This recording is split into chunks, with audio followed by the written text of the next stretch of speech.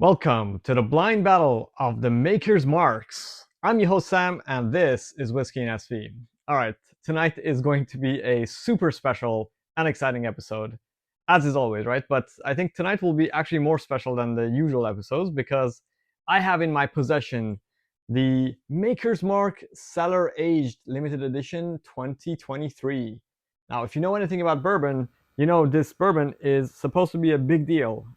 Says so Fred Minnick and a whole bunch of YouTube bourbon personalities. As you know, Maker's Mark is kind of a very famous wheated bourbon, and most of the bourbons they put out to date have not had an age statement at all, and they have always shied away from that. And Fred Minnick has a whole episode about how he's been convincing them for a long time to put out an age-stated bourbon. And finally, they've put something, and the age is actually not very prominent on this, but on the side here it says a special blend of aged bourbon, aged barrels, 13% whiskey aged 11 years, 87% aged 12 years. So finally, they put it out, and this is bottled at 57.85% ABV, so it's a healthy ABV, and it is extremely difficult to find, but I got super lucky. It's already selling in secondary market for, I've seen people say it's for 500, and people pay for it. And I got lucky, unfortunately. Fortunately, I got lucky today. I found this at Costco for a unbelievable price of $120. Now, I did try this earlier today, and I think around 120 to 150 is about as much as I would pay for this. It is definitely not worth $400 to $500 that people are paying for it in secondary. So, just saying. We'll see how it shows up in a blind compared to the other, more widely available Maker's Marks. But yeah, I was not as impressed as I thought I would be by this. Nevertheless, it is one of those things that I'm very, very lucky to get the chance to try. And for the friend that tipped me off that this was at Costco, thank you very, very much.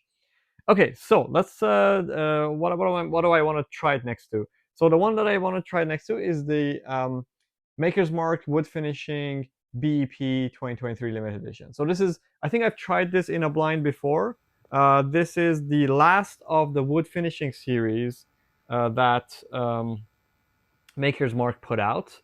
And this one is bottled at 54.8% ABV, and it's an expression with prominent wood sugars bringing forth strong notes of vanilla, caramel, and sweet spice. So that's the 2023 BEP, State Profile BEP.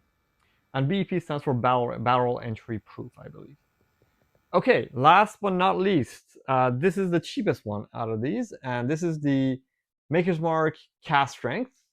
This particular batch is the batch number 2106, bottled at 55.4% ABV. All right, so let's see if all the hype make a really big difference to the taste of this whiskey. So as usual, I'm going to pour half an ounce, measure, and put half an ounce in each of these. Let's see.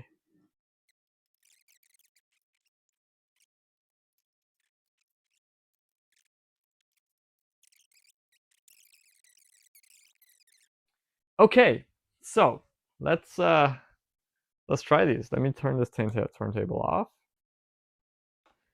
and arrange these so they look nice. All right, let's just give these in random order. All right, so as usual, what I'm going to do is I'm going to first nose them and give my impressions, and then I will taste them, and then I will rank them and guess which is which. Okay, starting by this one. Okay, so very confectionery and aromatic. Some drying wood effects, obviously full of vanilla and caramel, and ethanol notes there for sure.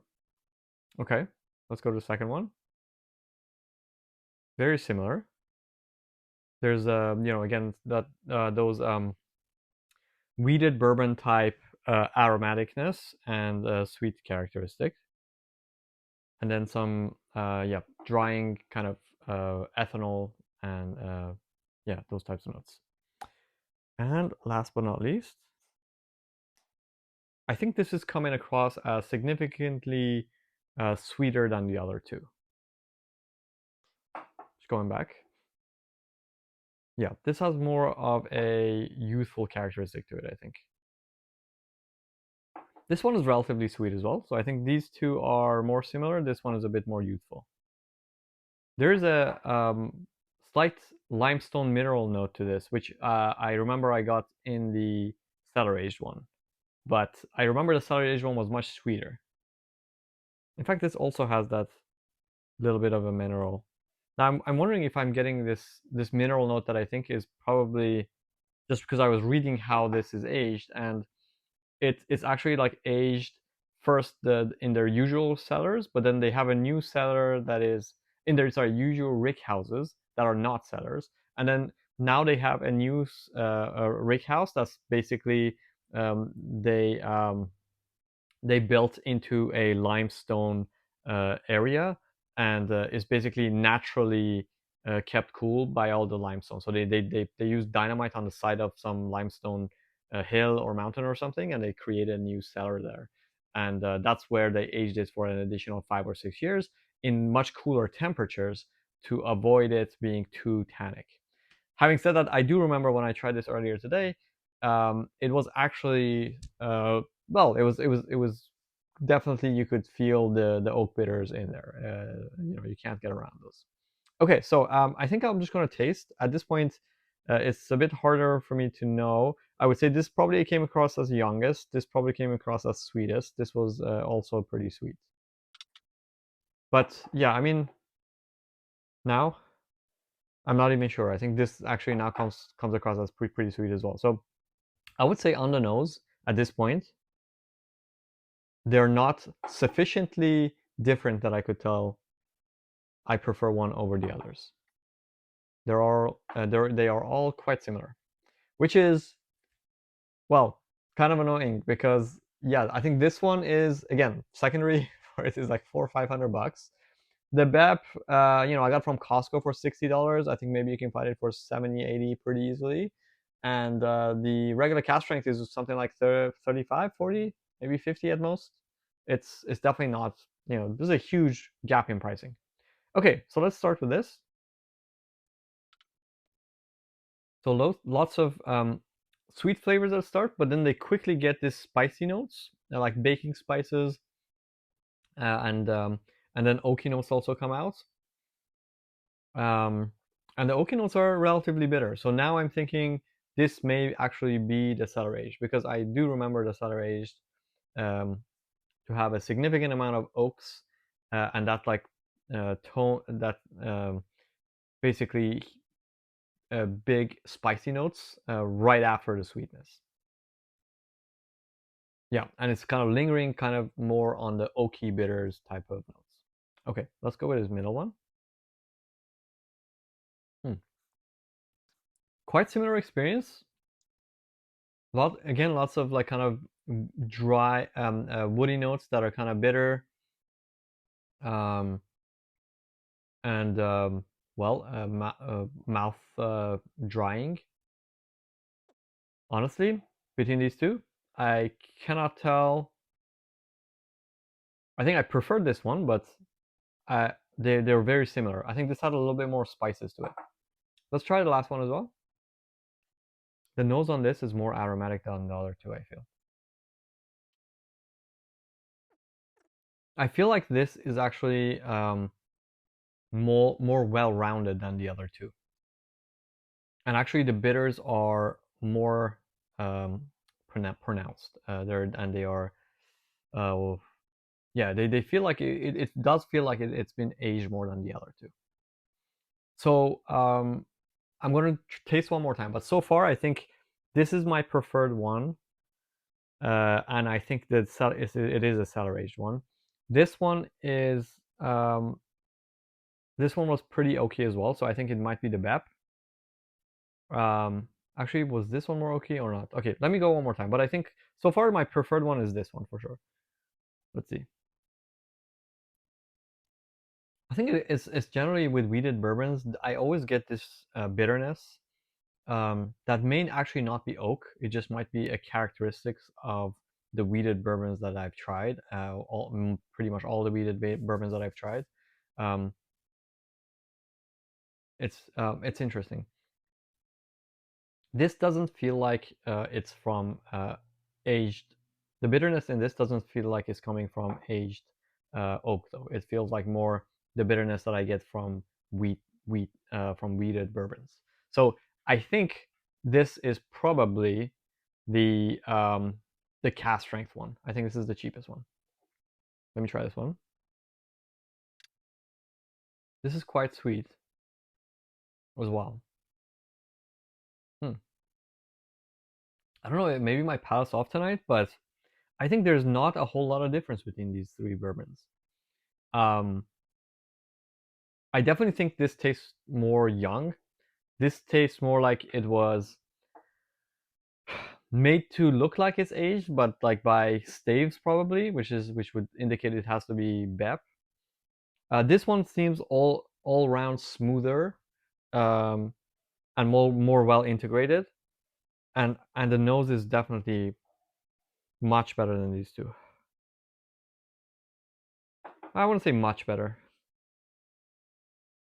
I think like this, the nose is definitely more confectionery, just like much nicer.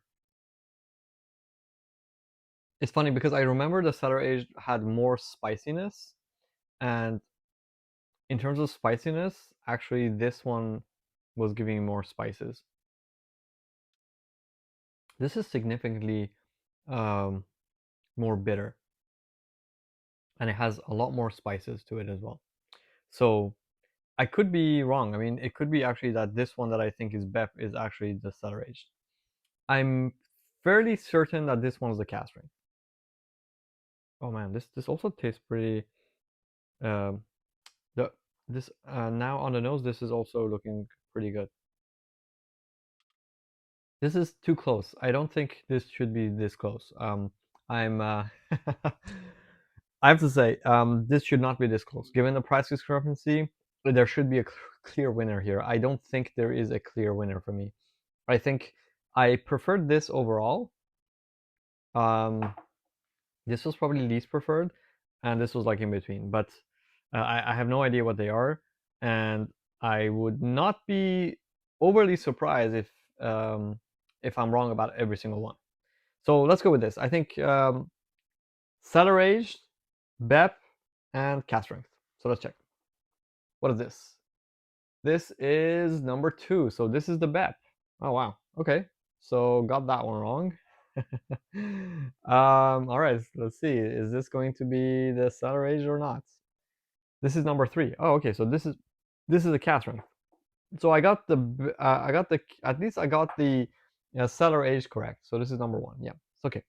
So I got the Cellar Aged correct, but honestly, I don't think there's that much of a difference. I mean, it is surprising to me that they are so close. And the Cask Strength is an amazing offering, actually, given that it's like half the price of the BEP and like less than a quarter of price of the Maker's Mark, even at MSRP, which you're never gonna find, right? So, but the nose on this is something else.